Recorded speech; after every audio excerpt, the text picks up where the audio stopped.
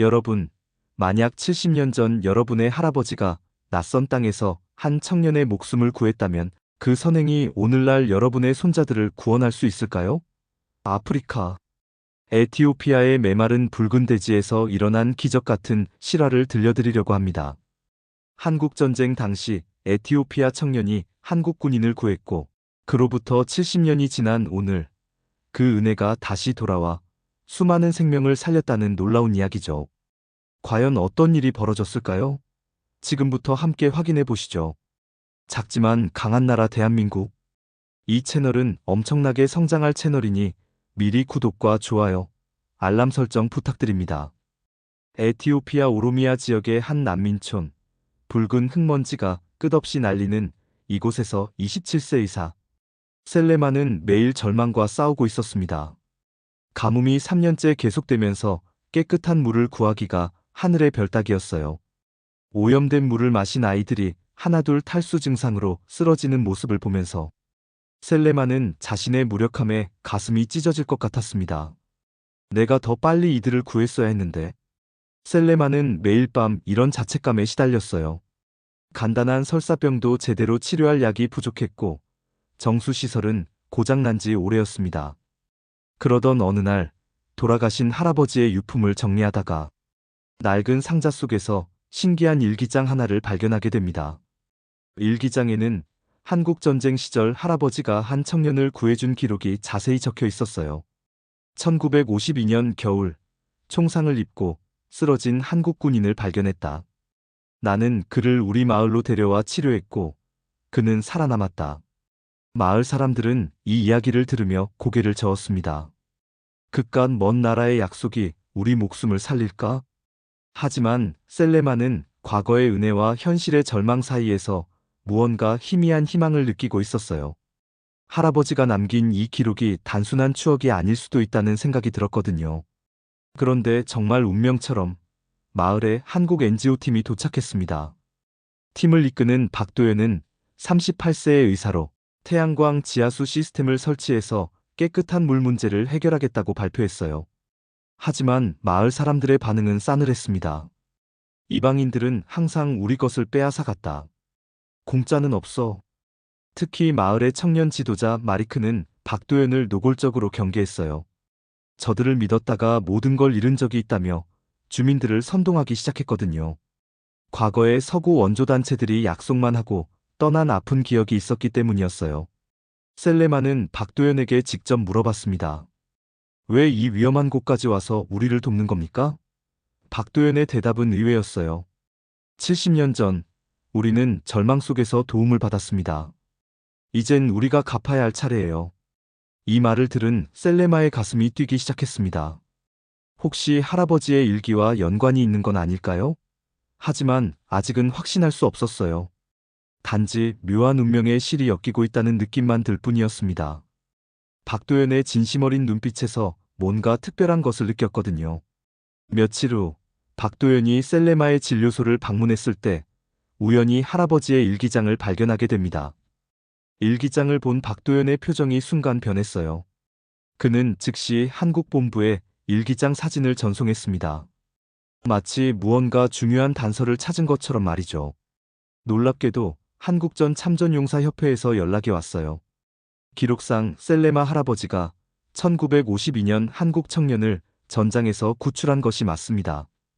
그 청년의 이름은 김태성, 당시 19세였습니다. 이 소식이 마을에 퍼지자 사람들이 충격에 빠졌어요.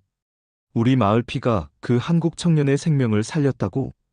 마을 어른들은 믿기지 않는다는 표정이었지만 점점 사실이라는 것을 받아들이기 시작했습니다.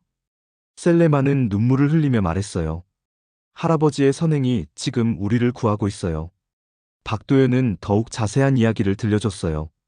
그 청년은 지금 한국에서 할아버지가 되어 살고 계십니다. 평생 에티오피아의 은혜를 잊지 않으셨다고 해요.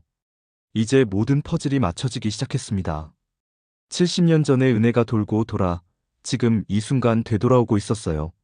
하지만 진짜 시련은 이제부터 시작이었습니다. 공사가 한창 진행되던 중 충격적인 일이 벌어졌습니다. 하루아침에 중요한 장비들이 사라진 거예요. 마리크는 이 기회를 놓치지 않고 한국팀이 일부러 장비를 숨겼다고 주장하기 시작했습니다. 저들이 우리를 속이고 있다. 진짜 목적이 따로 있는 거야. 마을 사람들은 다시 분열되기 시작했어요. 어제까지 한국팀을 응원했던 사람들도 의심의 눈초리를 보내기 시작했거든요. 그런데 설상가상으로 9세 소년 타리크가 오염된 물을 마시고 심각한 감염병에 걸렸습니다. 아이의 어머니는 울부짖으며 말했어요. 내 아이가 죽어가고 있어요. 분노한 주민들은 거리로 나와 외쳤어요. 이 모든 재앙은 한국인들이 가져온 것이다. 박도연과 NGO팀은 철수 위기에 몰렸습니다. 상황이 이렇게 악화될 줄 누가 알았을까요? 병상 옆에서 셀레마는 할아버지 일기장을 꼭 껴안고 눈물을 흘렸어요. 부디 이 아이만큼은 살려주세요. 70년 전의 약속이 이렇게 허무하게 끝나는 건 아닐까요? 하지만 셀레마는 포기하지 않기로 결심했습니다. 뭔가 다른 방법이 있을 거라고 믿었거든요. 할아버지의 선행이 이렇게 끝날 리 없다고 생각했어요. 절망적인 상황에서 셀레마는 마지막 카드를 꺼내들었습니다. 스마트폰으로 전 세계에 호소하는 영상을 찍어 소셜미디어에 올린 거예요. 70년 전 우리 할아버지가 한국 청년의 생명을 구했습니다. 지금 한국이 우리의 생명을 구해줄 수 있나요? 영상에서 셀레마는 할아버지의 일기장을 들고 눈물을 흘리며 간절하게 호소했어요. 이 영상이 한국 온라인 커뮤니티에 공유되자 정말 믿기 어려운 일이 벌어졌습니다. 단 하루 만에 조회수가 폭발적으로 늘어나면서 수많은 한국 사람들이 댓글을 달기 시작했어요. 우리가 도와야 한다. 이것이 진짜 보온이다. 에티오피아의 은혜를 잊으면 안 된다라는 메시지들이 쏟아졌습니다. 참전용사 단체에서 먼저 나섰고 일반 시민들도 자발적으로 모금에 참여했어요. 심지어 초등학생들까지 용돈을 모아서 보내겠다고 나섰거든요. 놀랍게도 병원비와 장비 재구매에 필요한 돈이 하루 만에 모아진 겁니다. 한국 사람들의 마음이 이렇게 뜨거운 줄 누가 알았을까요? 마을 사람들은 이 소식을 듣고 깜짝 놀랐어요. 정말로 멀리 떨어진 한국에서 이렇게 많은 사람들이 자신들을 위해 마음을 모아준 것에 감동했거든요. 마리크조차 할 말을 잃었습니다. 정말 이런 일이 가능한 거야? 기적 같은 일이 계속 이어졌습니다. 한국에서 보내준 돈으로 타리크의 치료비를 댈 수 있었고, 아이는 점점 회복되기 시작했어요. 새로운 장비도 구입해서 공사를 재개할 수 있었습니다. 타리크의 어머니는 눈물을 흘리며 말했어요. 한국 사람들이 내 아이를 살렸어요. 마을 사람들은 한국팀에게 진심으로 사죄했어요. 특히 마리크는 박도연 앞에서 무릎을 꿇고 용서를 빌었습니다. 제가 의심했던 것을 용서해 주세요. 한국 사람들의 마음을 몰라봤습니다. 그런데 더욱 감동적인 일이 기다리고 있었어요. 한국에서 91세의 참전용사 김태성 할아버지가 직접 마을을 방문한 겁니다. 김태성 할아버지는 셀레마를 보자마자 눈물을 흘렸어요. 여기서 내 할아버지가 내 목숨을 구했어. 이 은혜를 잊을 수 없지. 김태성 할아버지와 셀레마가 포옹하는 모습을 본 마을 사람들도 모두 눈물을 흘렸습니다. 70년이라는 긴 세월을 건너온 은혜가 이렇게 아름다운 만남으로 이어지다니요. 마을 광장에서는 에티오피아 국기와 한국 국기가 나란히 개양되었습니다. 두 나라의 우정이 이렇게 깊어질 줄 누가 상상했을까요? 김태성 할아버지는 말했어요. 70년 전 받은 은혜를 이제야 조금이라도 갚을 수 있게 되었습니다. 드디어 태양광 지하수 시스템이 완공되었습니다. 스위치를 누르자 깨끗하고 맑은 물이 콸콸 솟아나기 시작했어요. 마을 아이들이 처음으로 깨끗한 물을 마시며 웃음꽃을 피웠습니다. 이렇게 맛있는 물이 있다니. 아이들의 환호성이 하늘까지 울려 퍼졌어요. 마을 입구에는 특별한 기념비가 세워졌어요. 은혜를 기억하는 나라, 대한민국이라는 문구가 새겨진 기념비였습니다. 아이들은 한국어를 배워서 감사합니다, 사랑해요 라고 외쳤어요. 그 모습을 본 김태성 할아버지는 또다시 눈물을 흘렸습니다. 셀레마는 이제 새로운 꿈을 품게 되었습니다. 나도 언젠가 다른 나라 아이들을 돕고 싶어요. 70년 전 할아버지가 심은 선행의 씨앗이 이제 새로운 세대로 이어지고 있었어요. 박도연은 한국으로 돌아가기 전 셀레마에게 말했습니다. 이제 당신이 다른 사람들에게 은혜를 베풀 차례예요. 그렇게 은혜의 선순환이 계속되고 있었습니다. 타리크는 완전히 회복되어 다른 아이들과 함께 뛰어놀고 있었어요. 그 모습을 보며 모든 사람들이 행복해했습니다.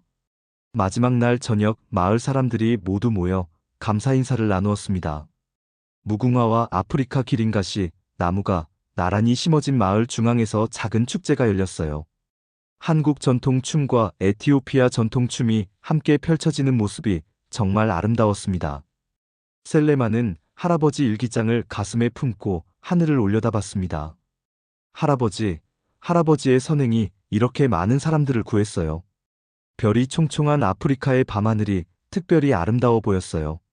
김태성 할아버지는 한국으로 돌아가면서 이렇게 말했습니다. 진짜 은혜는 받은 것을 기억하고 다시 베푸는 것이야. 그의 말처럼 이 이야기는 여기서 끝나는 것이 아니라 새로운 시작이었어요. 마을에 맑은 물이 흐르듯 사람들의 마음에도 따뜻한 사랑이 흐르고 있었습니다.